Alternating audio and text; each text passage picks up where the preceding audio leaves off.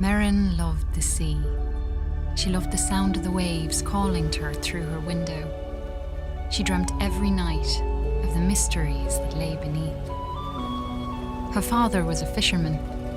Each day he went out to sea, and each night Merrin waited at the rocky cliff edge, holding up a candle to guide him safely home. The two of them were poor. Their roof was leaky, and they sometimes went hungry. But as long as they had each other, Merrin knew they would be okay. At night, her father sang her songs about his great adventures. He sang of giant Leviathan serpents, haunted caves, and a lost city of gold beneath the sea. Merrin knew the stories weren't real, but she loved to listen to them. She drifted off to sleep, imagining the wonders of the world below.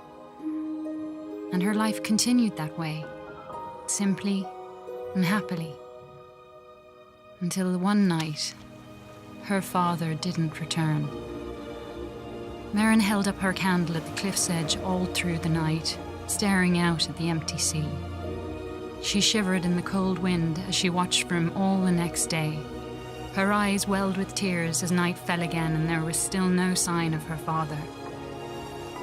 At last, she collapsed into sleep.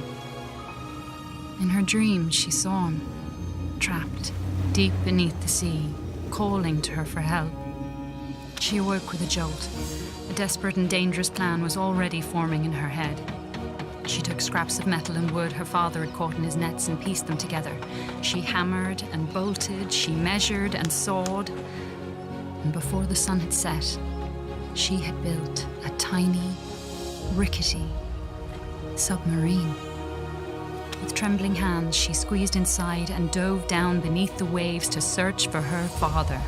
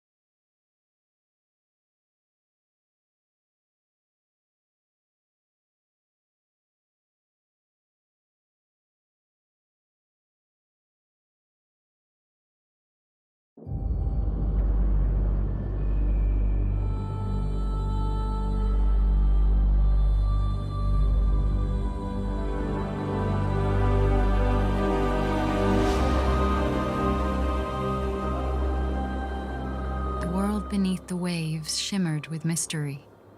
Glow-kelp bulbs lit up around her as she passed by.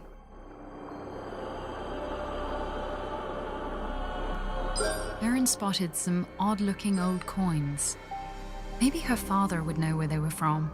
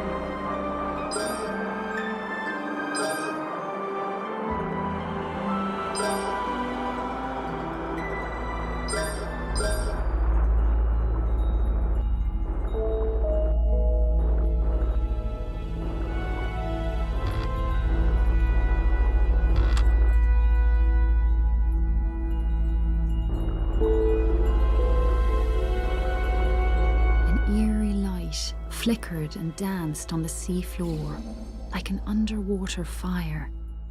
Her father once told her about a mysterious, living energy called Tyne. Could that have been a Tyne wellspring?